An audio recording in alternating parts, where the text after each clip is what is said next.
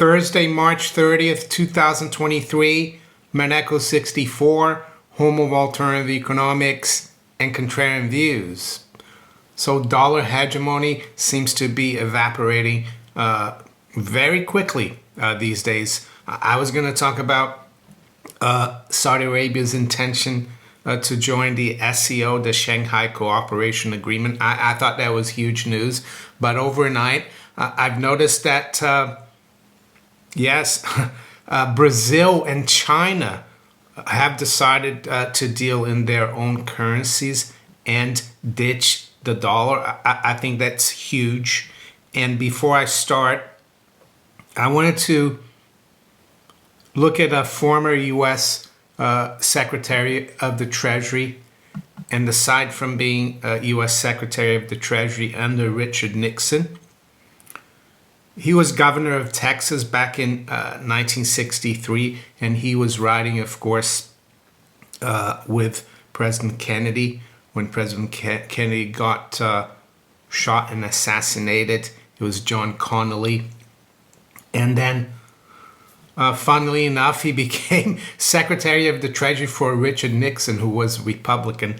And Connally, of course, was a Democrat. I think he became a Republican in 1973. But this is what he said back in November of 1971 at a G20 conference. I think it was in Rome. And he told his European counterparts, the dollar is our currency, but it is your problem.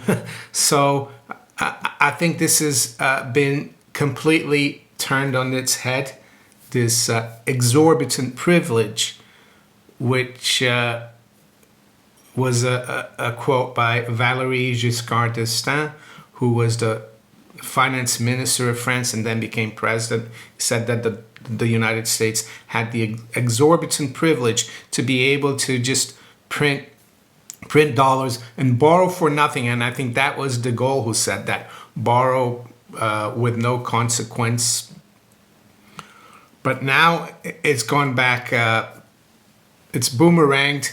And what do I mean by that? Well, with all these major countries now dealing with each other in their own currencies for real goods and services or manufacturing products, it means that the dollar and the United States, they're going to have to earn their way in the world. And there's going to be a lot less demand for dollars from foreigners. So you can bet U.S. interest rates, treasury yields are going to continue to rise.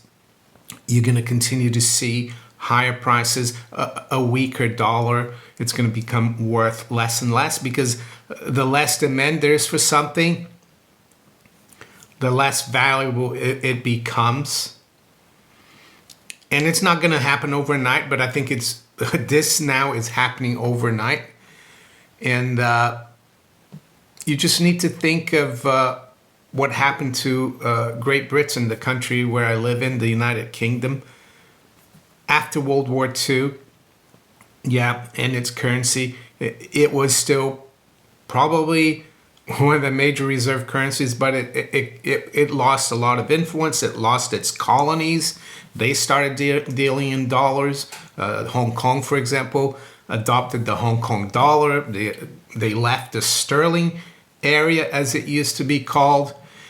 And Britain was a shadow of itself from the 50s to the 60s to the 70s. It was the sick man of Europe. Britain lost a lot of its industry, had a lot of inflation.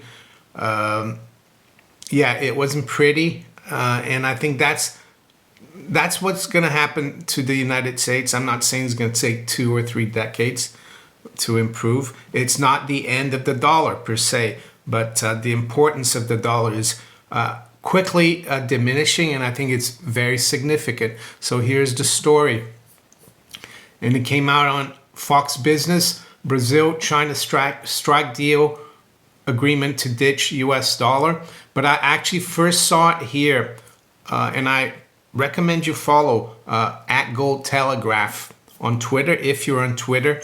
So let's go through what he said this morning. And this is how I got the story, because I got a notification. Brazil and China. Here's a brief recap. In just 3 months in 2021, Brazil's gold reserves surged nearly 1%. Yeah, I remember talking about that back then. Today it holds nearly 130 tons. By the way, I don't think that's enough. In March 2022, Brazil's central bank reported that the country made a noteworthy shift in its foreign reserve strategy. The central bank said it quadrupled its foreign reserves in Chinese yuan while reducing its holdings of US dollars and euros in 2021. Towards the end of 2022, news surfaced that China would be importing corn from Brazil in a bid to diversify its sources and lessen its reliance on the United States, which happens to be the largest corn exporter in the world. In January this year, China emerged as the largest importer of corn from Brazil. It is worth noting that Brazil is currently the third largest producer of corn globally.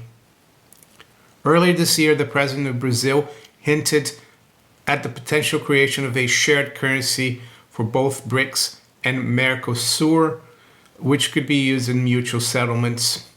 After that, the world learned that Argentina and Brazil are discussing the possibility of launching a common currency. The move is seen as a part of their collaborative efforts to minimize dependence on the US dollar. These are the two largest economies in South America. This brings us to the last 24 hours. Brazil and China have struck a deal to ditch the US dollar in favor of their own currencies in trade transactions.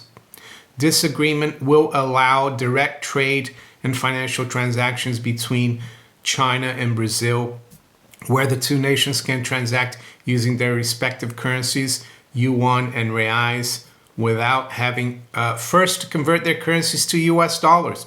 The trend is now very real and open for everyone to see. It is going to be a wild ride. So there you go. And the other headline that I was actually going to cover today is this here: Saudi Arabia set to join, the Telegraph calls it an anti-West bloc. I don't see it like that. But anyway, with China and Russia, the kingdom's cabinet seeks full membership of the Shanghai Cooperation Organization as the U.S. disengages with the Middle East. I think it's more like the Middle East disengages with the U.S. I'm sure the U.S. didn't want this to be happening, but it is happening. I just wanted to touch upon a video I did on November 24th, 2015. Yes, that must have been one of my first videos. And I got a comment from someone the other day. And they said, this is a great video. It explains exactly what's happening today. So I'm going to recommend you watch this. It's called Geopolitics, Mackinder, the Heartland, Wesley Clark, and World Domination. So what is this all about? Well, you will see, of course, when you watch the video, but I will give you a rough idea of what it is. And I think it's happening right now. Anglo-American hegemony, the Anglo-American empire is quickly dissolving. And it's all to do with the geographical pivot of history. So what is that?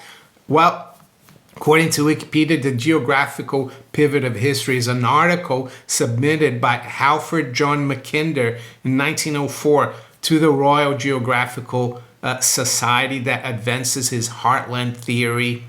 In this article, Mackinder extended the scope of geopolitical analysis to encompass the entire planet. They call it globe. I like to call it planet anyway.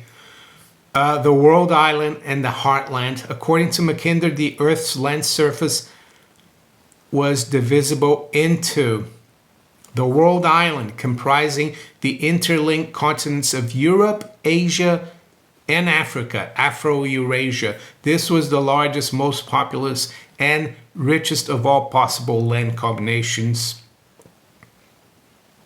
the offshore islands, including the British Isles and the islands of Japan, the outlying islands, including the continents of North America, South America, and Oceania.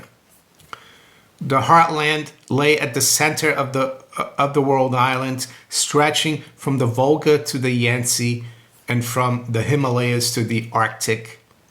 Mackinder's Heartland was the area then ruled by the Russian Empire, and after that by the Soviet Union, minus the Kamchatka Peninsula region, which is located in the easternmost part of Russia, near the Aleutian Islands and the Kuril Islands.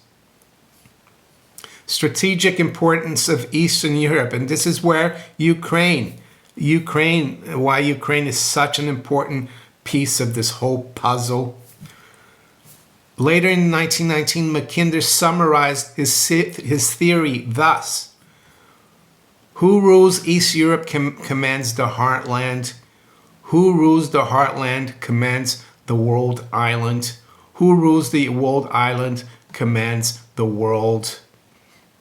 So there you go. I'm going to put a link to this geographical pivot of history below in the description. I'm going to put a link to my video from 2015 in the description, up in the cards as well.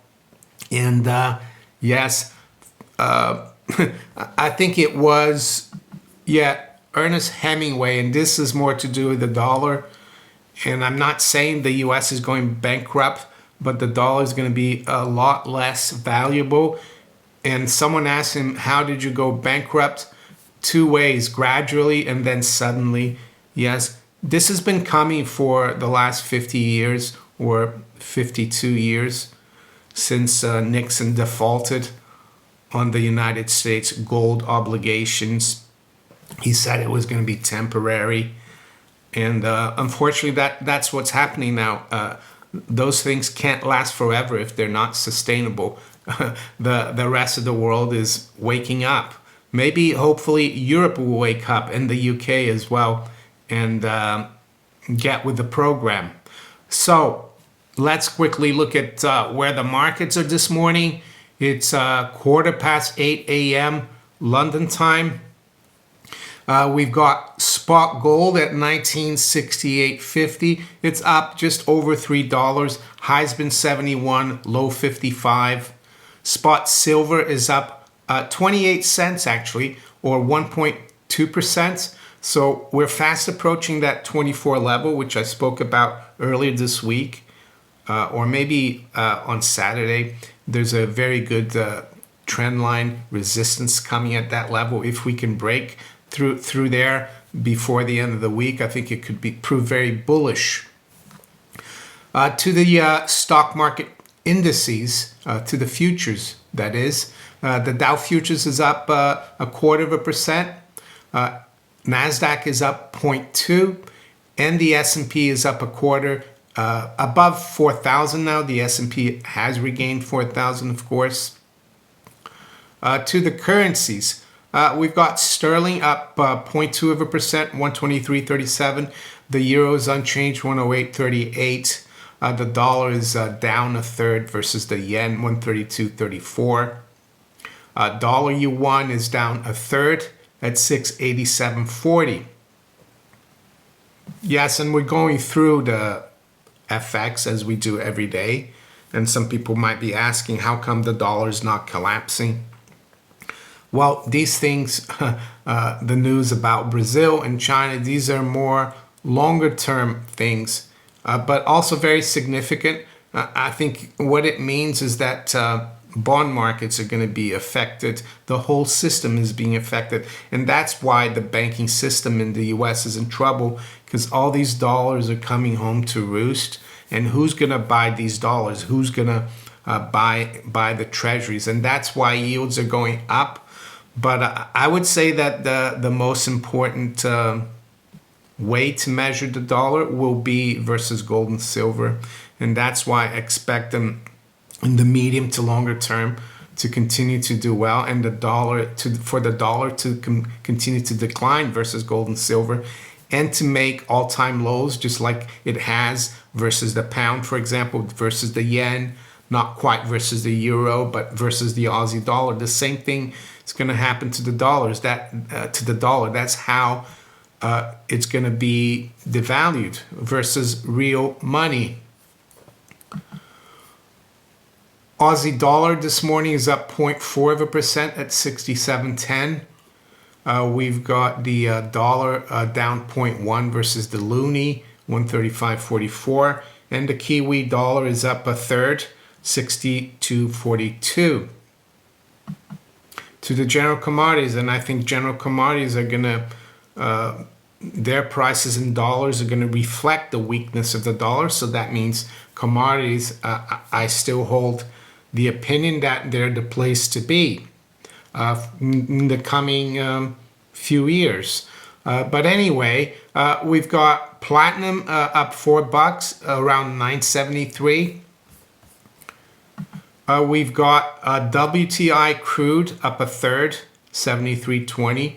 Brent crude up 0.25%, 77.77. And high-grade copper rising quite nicely here, up almost 0.75%, just below 412. And we'll finish off looking at the U.S. Treasury market. So the 2-year yield right now is down 3.5 basis points at 404, and the 10-year is down 2.5 basis points at 354.